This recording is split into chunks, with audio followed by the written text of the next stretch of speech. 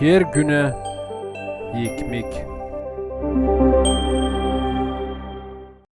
İyi sözlenmiş olsun gelen Allah'ın adından.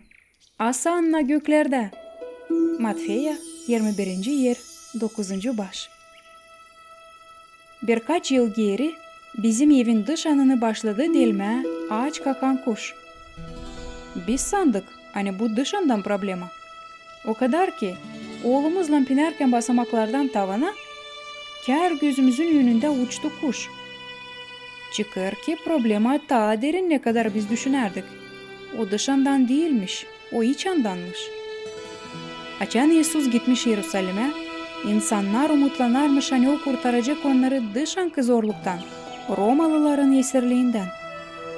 Onlar büyük sesle karşılamışlar kurtarıcıyı bağırarak, Asanna David'in oğluna, iyi sözlenmiş olsun gelen Allah'ın adından, Asanna göklere. Gelmiş o gün hangisini insanlık beklerdi. Geldi adanmış Allah'tan padişah. Herlim göklerden adanmış kurtarıcı geldiyse değiştirme yaşamayı, o zaman çekitmememiz dışınki zorluklardan.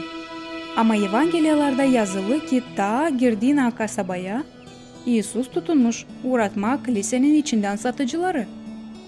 O paklarmış evi içinden.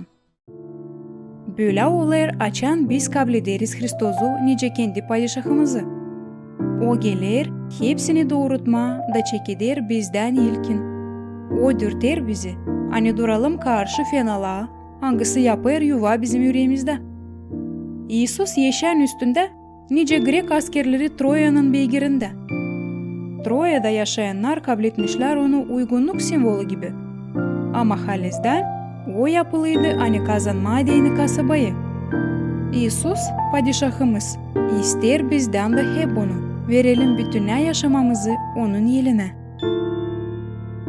Ne söz siz anlarsınız bu lafı, İsus sizin padişahınız. Niçin bu kadar önemli ki biz verelim yaşamamızı onun yeline?